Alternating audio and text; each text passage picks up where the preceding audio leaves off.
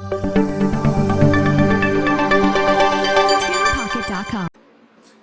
बच्चों, कैसे हो आप सभी लोग। आई होप आप सब लोग बहुत अच्छे होंगे और अपनी हेल्थ का भी बहुत अच्छे से ध्यान रख रहे होंगे। मैं हूं डॉक्टर सुरेश कुमार और हर बार की तरह मैं बनाने वाला हूं आपके लिए केमिस्ट्री एकदम इजी। इस वीडियो में हम लोग डिस्कस करेंगे about nature of light. Nature of light. आज की तारीख में आप सभी जानते हैं कि जो लाइट है that has dual nature. Dual nature means उसमें पार्टिकुलेट कैरेक्टर भी है और वेव कैरेक्टर भी है। लेकिन शुरुआत में तो ऐसा पता नहीं था। शुरुआत में नेचर ऑफ लाइट को बताने के लिए बेसिकली दो थ्योरीज प्रपोज की गई। एक थ्योरी जो थी वो सिर्फ ये बताती थी कि हाँ लाइट पार्टिकल से मिलकर बनी हुई है। दूसरी थ्योरी ये बताती थी कि लाइट वेव है, पार्टिकल से नहीं बनी हुई है। बाद में और एक्सपेरिमेंट्स हुए तो पता चला कि लाइट का दोनों नेचर है। ठीक है, तो हम लोग थोड़ा सा डिस्कस करेंगे। तो जो सबसे पहली थ्योरी प्रपोज हुई नेचर ऑफ लाइट को प्रिडिक्ट करने के लिए या बताने के लिए, that was proposed by Newton. That was proposed by Newton. Corpuscular theory. Corpuscular theory that was proposed by Newton. और corpuscular है कुछ नहीं, that is जो कि ये रिप्रेजेंट करते हैं कि ये पार्टिकल से मिलके बना है। कॉर्पस मतलब हो गया पार्टिकल, ठीक है। काप्सल्स वर्ड सुना होगा, वहीं से ये टर्म आया होगा, ठीक है। तो it is proposed by Newton, जो कि ये बताती है कि जो लाइट है that is of particulate matter. Light is made up of small invisible particles. Right. दूसरी चीज कि ये जो थ्योरी है ये कहीं कहीं पर एकदम अच्छे से एक्सप्लेनेशन दे पाती। जैसे कुछ एक्सपेरिमेंट्स है, जैसे आप अगर देखो रिफ्लेक्शन की बात करो, रिफ्रैक्शन की बात करो, रिफ्लेक्शन एंड रिफ्रैक्शन, तो ये जो एक्सपेरिमेंट्स हैं उनको पार्टिकल थ्योरी बहुत अच्छे से प्रूव कर पा रही है, लेकिन अगर हम बात करते हैं इंटरफेरेंस और डिफ्रैक्शन, अगर हम बात करते हैं इंटरफेरेंस एंड डिफ्रैक्शन, तो डिफ्रैक्शन और इंटरफेरेंस को यह थ्योरी प्रूव करने में कामयाब नहीं हुई। कुछ एक्सपेरिमेंट जैसे कुछ प्रॉपर्टीज तो ये प्रूव कर रही है, जैसे कि रिफ्लेक्शन और डिफ्रैक्शन आसानी से प्रूव कर दे रही है, लेकिन इंटरफेरेंस और डिफ्रैक्शन की अगर हम बात करते हैं तो ये थ्योरी उसको प्रूव नहीं कर पा रही है। मतलब कि जो लाइट है that is not completely made up of particles, है ना। तो ये थ्योरी डिस्कार्ड हो गई। इसके बाद जो दूसरी theory I that was wave theory, जो कि प्रपोज की थी किसने, मैक्सवेल ने, राइट। और इसी को इलेक्ट्रोमैग्नेटिक रेडिएशन भी कहा जाता है, इसी को हम लोग इलेक्ट्रोमैग्नेटिक रेडिएशन भी बोलते हैं, ठीक है। तो इलेक्ट्रोमैग्नेटिक अभी समझेंगे, पहले हम लोग जरा वेव के बारे में डिस्कस कर लेते हैं, वेव के बारे में, ठीक है। तो ये जो वेव के बारे में बात करने जा रहे हैं ये कोई चीज नई नहीं है, आप सभी लोगों को ये सारी चीजें पहले से ही पता है। वेव जो हम लोग आप लोग पढ़ने अभी जा रहे हैं, आप लोगों ने क्लास 9th में 10th में ये सब कुछ पहले से ही पढ़ के रखा है, तो हम कोई भी ऐसी नई चीज नहीं बताएंगे, बस उसको क्विक रिवाइज करेंगे, ठीक है। जैसे मान लीजिए आपने ये डायग्राम हर बार देखा होगा, राइट। अब किसी भी वेव को आइडेंटिफाई करने के लिए कुछ पैरामीटर्स होते हैं या कुछ टर्म्स हम लोग यूज करते हैं। तो सबसे पहला जो टर्म आता है, अगर हम बात करते हैं वेव की, तो सबसे पहला जो टर्म आएगा दैट इज वेवलेंथ, है ना, दैट इज वेवलेंथ। अब ये वेवलेंथ क्या है भाई, कैसे डिफाइन करेंगे। तो यूजुअली होता क्या है कि जो टॉप मोस्ट पोर्शन होता है इसको हम लोग क्रस्ट बोलते हैं, है ना, और जो बॉटम मोस्ट होता है उसको हम लोग ट्रफ बोलते हैं। उसको क्या बोलते हैं, उसको हम लोग बोलते हैं ट्रफ। तो या तो आप दो क्रस्ट के बीच का डिस्टेंस ले लीजिए या दो ट्रफ के बीच का डिस्टेंस ले लीजिए। दो क्रस्ट के बीच का डिस्टेंस या दो ट्रफ के बीच का डिस्टेंस को हम लोग क्या बोलते हैं, लेम्डा। लेम्डा का मतलब हो गया वेवलेंथ, राइट, है ना। अब जरूरी नहीं है कि क्रस्ट हो या ट्रफ हो। अब यहाँ पर थोड़ा सा समझने वाली बात है कि कोई भी ऐसे दो पार्टिकल्स जो कि सेम फेज में हो, थोड़ा सा समझिए। ये पार्टिकल मान लीजिए है सेंटर में आपको दिख रहा है, ये भी पार्टिकल सेंटर में दिख रहा है, ये भी पार्टिकल सेंटर में दिख रहा है। तो क्या यहां से यहां तक की डिस्टेंस को हम लोग वेवलेंथ कह सकते हैं? नहीं कह सकते। क्यों? ये पार्टिकल की टेंडेंसी है ऊपर जाने के लिए, इस पार्टिकल की टेंडेंसी है नीचे जाने के लिए, और इस पार्टिकल की टेंडेंसी है ऊपर जाने के लिए। ऑल्दो इनकी पोजीशन सेम है बट टेंडेंसी में वेरिएशन है। तो ये पार्टिकल है, पार्टिकल अगर हम ए लिख दें इसको, और ये पार्टिकल अगर आप बी लिख दें, तो ए बी जो है उनकी पोजीशन भी सेम है और टेंडेंसी भी सेम है। मतलब डिफरेंस या distance between A and B, distance between A and B को हम लोग क्या बोल सकते हैं, लेमडा। ये वेवलेंथ। कोई भी ऐसे दो पार्टिकल्स जो कि सेम फेज में होंगे उनको आप बोलेंगे लेमडा, मतलब उन दोनों के बीच का डिस्टेंस होगा लेमडा, दैट इज वेवलेंथ। ठीक है। सेकेंड जो पॉइंट है या जो सेकेंड टर्म हम लोग बहुत कॉमनली यूज करते हैं, that is known as frequency. Frequency जिसको कि हम लोग न्यू से रिप्रेजेंट करेंगे, न्यू। अच्छा, लेमडा के बारे में अगर हम यूनिट्स की बात करें तो भाई लेंथ है ना, लेंथ है, तो लेंथ की यूनिट क्या होगी, मीटर होगी। तो आप इसको मीटर से रिप्रेजेंट कर सकते हैं, और अगर स्मॉलर में यूनिट्स में जाएंगे तो नैनोमीटर हो जाएगा, मिलीमीटर हो जाएगा, ठीक है, और क्या हो जाएगा, सेंटीमीटर एंड सो ऑन। और एक कॉमनली यूज भी होता है जिसको एंगस्ट्रॉम बोलते हैं। तो लेंथ है तो आप कोई भी लेंथ की यूनिट जो है उसको यूज कर सकते हैं। ठीक है, ओके। अगर हम बात करते हैं फ्रीक्वेंसी की, तो फ्रीक्वेंसी का मतलब क्या हो गया कि number of waves passing through a point in 1 second. एक सेकेंड में कितने नंबर ऑफ वेव्स किसी पर्टिकुलर पोजीशन से पास हो रहे हैं उसको बोलते हैं फ्रीक्वेंसी। ठीक है, और फ्रीक्वेंसी के लिए जो यूनिट है, क्योंकि एक सेकेंड में कितने पास हो रहे हैं तो यूनिट हो जाएगी इसकी पर सेकेंड, या इसी को हम लोग सिंपली बोल देते हैं हर्ट्ज। ठीक है, एफएम पर सुना होगा, विविध भारती पर सुना होगा इतने किलो हर्ट्ज, तो हर्ट्ज से यही है फ्रीक्वेंसी। ठीक है, mega hertz, milli hertz, giga hertz, वो उसका अलग अलग वर्जन है। मतलब आप मेगा मतलब समझिएगा, किलो मतलब 1000 हर्ट्ज, तो ये सिंपली आप पहले पता है। ठीक है, फ्रीक्वेंसी के बाद जो नेक्स्ट टर्म आता है that is basically what, that is basically velocity, है ना, वेलोसिटी। वेलोसिटी, तो वेलोसिटी का आप सिंपली मतलब समझते हैं कि the distance travelled by any wave in 1 second, distance travelled by any wave in 1 second, वही तो उसकी वेलोसिटी हो जाएगी।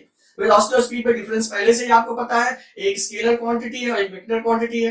कौन सी स्केलर क्वांटिटी है, स्पीड इज स्केलर, बट जो वेलोसिटी है दैट इज वेक्टर क्वांटिटी। याद आ गया कि नहीं याद आया, डायरेक्शन एसोसिएटेड है, यस याद आ गया होगा। ओके, तो वेलोसिटी की अगर हम बात करते हैं तो वेलोसिटी जिसको कि आप स्पेसिफिकली अगर हम लाइट की बात करते हैं और वैक्यूम में अगर वेलोसिटी देखते हैं तो उसको c से रिप्रेजेंट करते हैं, और c की वैल्यू आपको पहले से ही पता है क्या होती है, 3 × 10⁸ मीटर पर सेकेंड। वैक्यूम में वेलोसिटी ऑफ लाइट क्या है, 3 × 10⁸ मीटर पर सेकेंड। ठीक है, क्योंकि हम लोग दो टर्म पहले भी पढ़ चुके हैं तो एक फॉर्मूला भी पढ़ लेते हैं, c is equal to nu lambda, c is equal to nu lambda. ठीक है, तो क्योंकि वेलोसिटी कांस्टेंट रहनी है तो अगर आप फ्रीक्वेंसी बढ़ाएंगे तो लेमडा कम हो जाएगा, लेमडा बढ़ाएंगे तो फ्रीक्वेंसी कम हो जाएगी, ऑब्वियस सी बात है। ठीक है, इसके बाद अगर हम बात करते हैं नेक्स्ट, अगर बात करते हैं एम्पलीट्यूड। अब एम्पलीट्यूड को कैसे डिफाइन कर सकते हैं, ओके, इसको रिप्रेजेंट यूजुअली हम लोग करते हैं ए से। ठीक है, स्मॉल या कैपिटल ए जैसा भी होता है लिखा होता है। तो एम्पलीट्यूड का मतलब क्या हो गया, एम्पलीट्यूड का मतलब हो गया the maximum displacement from the mean position. यही तो सबसे ज्यादा डिस्प्लेसमेंट है, तो ये क्या हो जाएगा, एम्पलीट्यूड।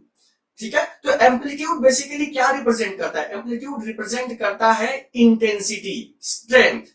जैसे सिंपल, अगर कोई ड्रम बज रहा है भाई, फ्रीक्वेंसी तो वही होगी, अगर आप खूब जोर से बजाएंगे तो क्या होगा, आवाज तेज हो जाएगी, बट फ्रीक्वेंसी वही रहेगी, है ना। तो इंटेंसिटी का मतलब हो जाएगा स्ट्रेंथ, या आप मतलब एम्पलीट्यूड का मतलब हो जाएगा स्ट्रेंथ या इंटेंसिटी।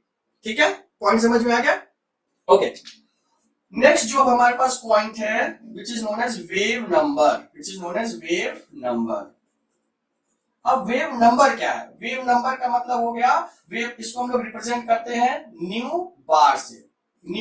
ठीक है, तो वेव नंबर का मतलब हो गया number of wavelength per unit, मतलब एक यूनिट में नंबर ऑफ वेवलेंथ कितने हैं, समझे कि नहीं समझे। अगर 1 मीटर में अगर हम बात करें या 1 सेंटीमीटर में बात करें तो ऐसे कितनी वेवलेंथ कवर अप हुई है। ठीक है, तो ये सिंपल हो जाएगा किसका, new bar is nothing but 1/λ। एक यूनिट लेंथ में कितने वेवलेंथ कवर अप हो रहे हैं, that is basically what, that is basically wave number. ठीक है, कहीं कहीं पर आपको जरूरत पड़ेगी इसकी भी, टाइम पीरियड, टाइम पीरियड। तो टाइम पीरियड क्या होता है, सब आप लोग, ये सब कुछ आप लोगों ने पहले से पढ़ा हुआ है, कैसे रिप्रेजेंट करते हैं, टी से रिप्रेजेंट करते हैं।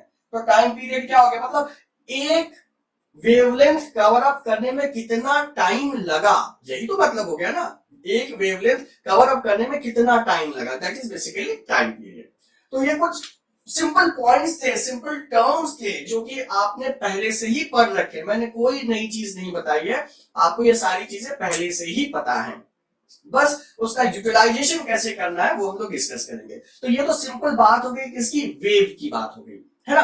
अब इसके बाद हम लोग बात करने जा रहे हैं इलेक्ट्रोमैग्नेटिक वेव्स या इलेक्ट्रोमैग्नेटिक रेडिएशन। भाई अगर आप देखिए, अगर इसी में ही थोड़ा सा हम एक्सटेंड कर देते हैं, इलेक्ट्रोमैग्नेटिक रेडिएशन, इलेक्ट्रोमैग्नेटिक रेडिएशन का मतलब क्या हो गया, दो टर्म आपको समझ में आ रहे होंगे, electro and magnetic. Electro and magnetic मतलब अभी आपको वेव जो ये है, ये एक वेव दिख रही है, वो एक फेज में वाइब्रेट कर रही है, एक फेज में, एक फेज का मतलब समझते हैं, ठीक है, ऊपर नीचे ही जा रही है, एक ही फेज में, इसी प्लेन में जा रही है, ठीक। अगर इसी का कुछ कंपोनेंट हो जो ऐसे ऐसे भी वाइब्रेट करे, मतलब इस प्लेन के परपेंडिकुलर भी वाइब्रेट करे, है ना, तो जो इलेक्ट्रोमैग्नेटिक रेडिएशन होता है उसमें यही चीज होती है कि भाई ये तो हो गया डायरेक्शन ऑफ प्रोपगेशन, कि इस डायरेक्शन में प्रोपोगेट कर रही है। ये सपोज कर लीजिए, नाम में अगर आप ध्यान से देखेंगे तो इलेक्ट्रोमैग्नेटिक,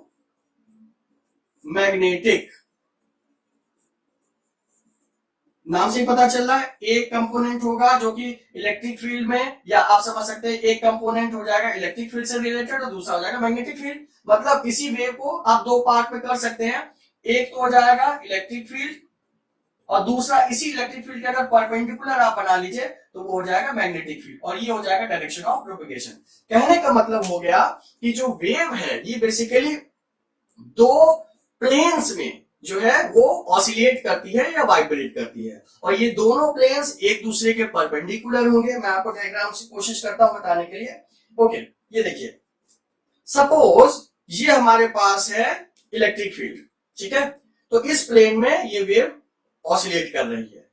दूसरा कंपोनेंट हमने लगा दिया मैग्नेटिक फील्ड, तो कुछ कंपोनेंट इस प्लेन में ऑसिलेट कर रहा है, कुछ इस प्लेन में ऑसिलेट कर रहा है, और ये जो पूरा का पूरा अरेंजमेंट है ये डायरेक्शन ऑफ प्रोपगेशन के क्या राइट एंगल्स पर है। तो अगर आप ध्यान से देखेंगे तो ये डायरेक्शन ऑफ प्रोपगेशन है, ये इलेक्ट्रिक फील्ड है और ये मैग्नेटिक फील्ड है। अब इसी के लिए मैं आपको एक सिंपल सा डायग्राम बना के समझाने की कोशिश करता हूं। कहां बनाऊं, यहां बना देता हूं, ठीक है।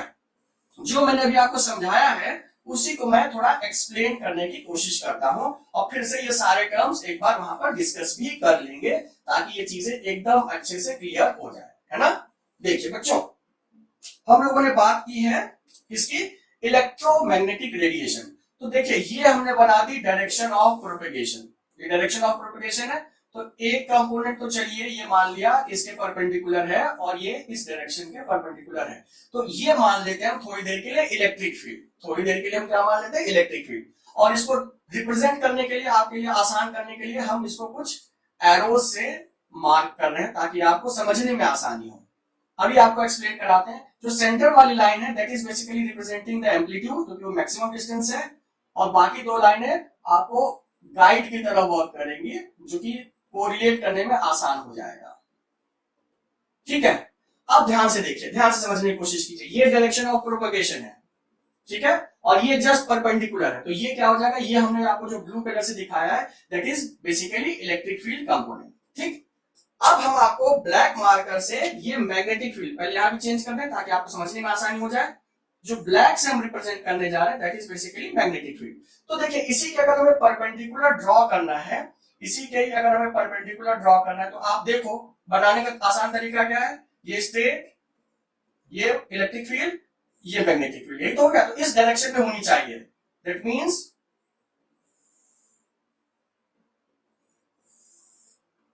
ठीक है, कुछ इस तरीके का बनेगा।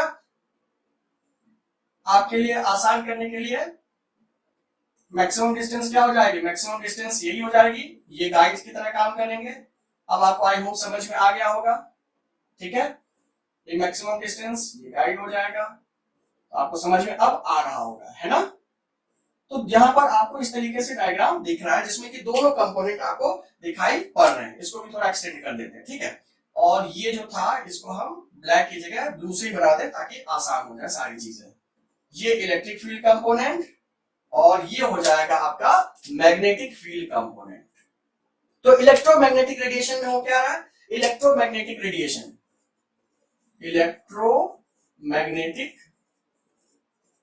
मैग्नेटिक रेडिएशन, ठीक है। तो इलेक्ट्रोमैग्नेटिक रेडिएशन की खास बात क्या है, इसमें दोनों आपको फेजेस मिलेंगे, एक इलेक्ट्रिक फील्ड भी मिलेगा, इलेक्ट्रिक फील्ड प्लेन भी मिलेगा, एक मैग्नेटिक फील्ड प्लेन भी मिलेगा। ये दोनों प्लेन्स राइट एंगल्स पर हैं और ये पूरा का पूरा जो राइट एंगल है वो डायरेक्शन ऑफ प्रोपगेशन के परपेंडिकुलर है। फिर से आप समझिए, ये जो ब्लू है ये ब्लू फेज है, मतलब वेव इस फॉर्म में क्या हो रही है, इस फॉर्म में वाइब्रेट कर रही है। इसके बाद ये ब्लैक आ गया जो कि परपेंडिकुलर है, वो किस फॉर्म में वाइब्रेट करेगा, वो इस फॉर्म में वाइब्रेट करेगा और ये डायरेक्शन ऑफ प्रोपगेशन से ये चलते चले जा रहे हैं। कहने का मतलब हुआ ये जो इलेक्ट्रोमैग्नेटिक रेडिएशन है इसको किसी भी मीडियम की जरूरत नहीं है, ये इवन वैक्यूम में भी बहुत आसान, वैक्यूम में भी ट्रेवल कर लेता है। और स्पीड की जो हम लोगों ने पहले ही बात कर ली है, स्पीड या वेलोसिटी क्या है, 3 × 10⁸ मीटर पर सेकेंड, है ना। और अभी हम लोगों ने थोड़ी देर पहले ये फॉर्मूला भी डिस्कस किया था, c = μ λ। तो लाइट जो है बेसिकली इलेक्ट्रोमैग्नेटिक रेडिएशन है, ठीक है। तो बच्चों आई होप ये समझ में आया होगा। वेव क्या है, उसके वेरियस कंपोनेंट क्या है, ये आपको पहले से ही पता है। इलेक्ट्रोमैग्नेटिक रेडिएशन क्या होता है ये आपको समझ में आया होगा। इलेक्ट्रोमैग्नेटिक रेडिएशन बेसिकली क्या रिप्रेजेंट करता है, wave nature of light, okay. तो नेक्स्ट वीडियो में हम लोग डिस्कस करेंगे कुछ फर्दर टॉपिक्स के लिए। Till then stay fit, stay healthy and enjoy chemistry.